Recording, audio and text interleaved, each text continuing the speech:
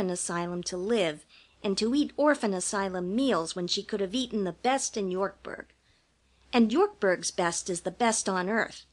Everybody says that who's tried other places, even Miss Webb, who gets right impatient with Yorkburg's slowness and enjoyment of itself. And Miss Katherine is living here from pure choice. That's what she is doing, and she's made living creatures of us, just like God did when He breathed on Adam and woke him up.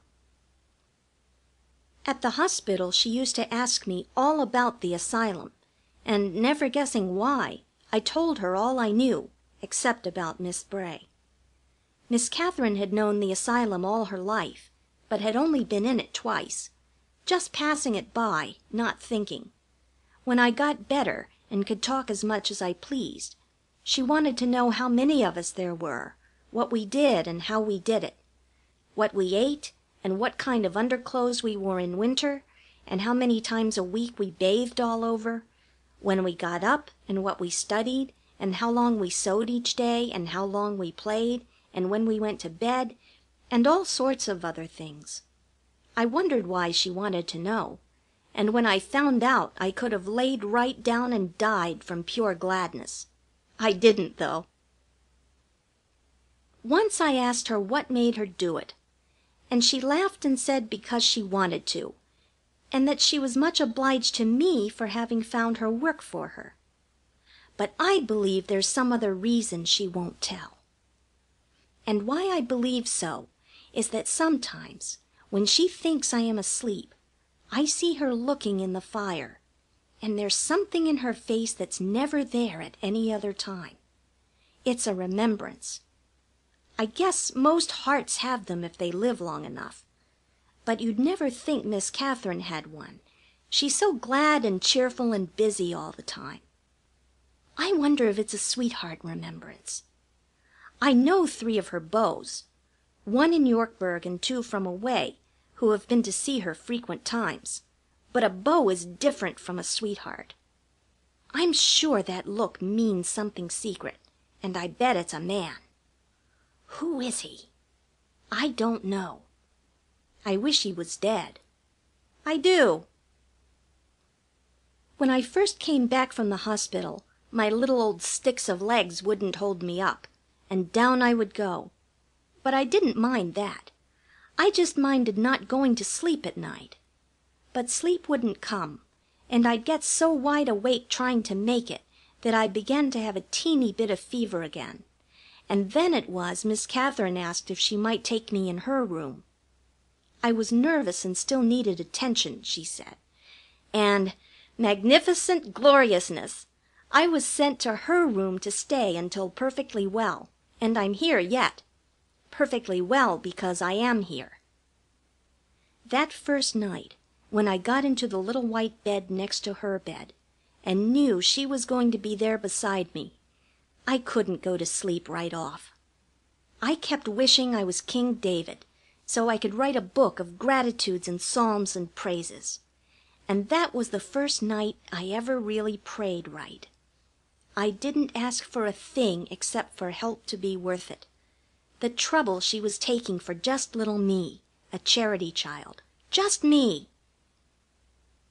And oh, the difference in her room and the room I had left. She had had it painted and papered herself, for it hadn't been used since Kingdom Come, and the cobwebs in it would have filled a barrel.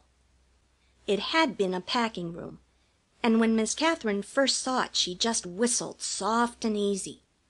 But when she was through it was just a dream. It is a big room at the end of the wing, and it has 3 windows in it, 1 in the front and 1 in the back, and 1 opposite the door you come in.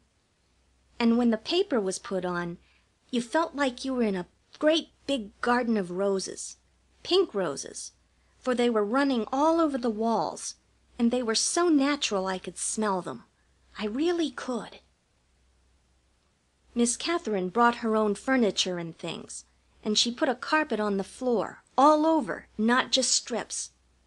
And the windows had muslin curtains at them with cretonne curtains just full of pink roses, looped back from the muslin ones. and the couch and the cushions and some chairs were all covered with the same kind of pink roses. And as for the bed, it was too sweet for anybody to lie on. That is, for anybody but Miss Katherine to lie on.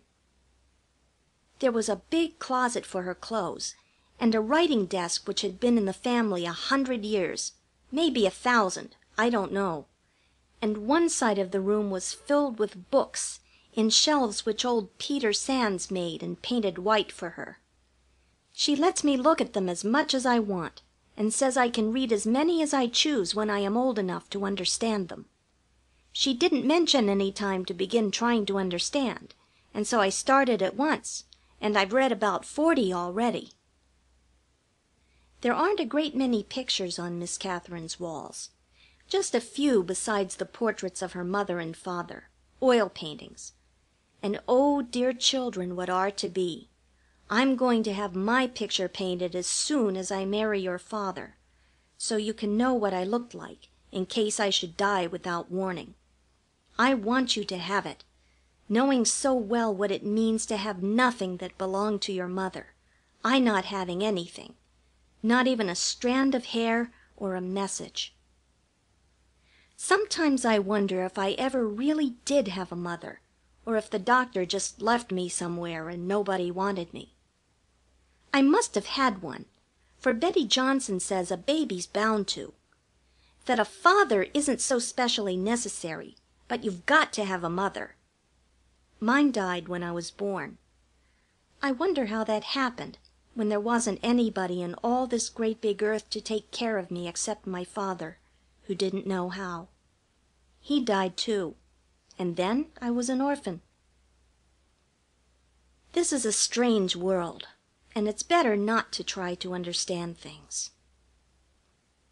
In the winter time, Miss Katherine always has a beautiful crackling fire in her room, and some growing flowers and green things. It was a revelation to the girls, her room was. Not fine, and it didn't cost much, but you felt nicer and kinder the minute you went in it. And it made Mrs. Reagan's grand parlors seem like shining brass and tinkling cymbals. I wonder why. End of Chapter 2. Recording by Jan McGillivray.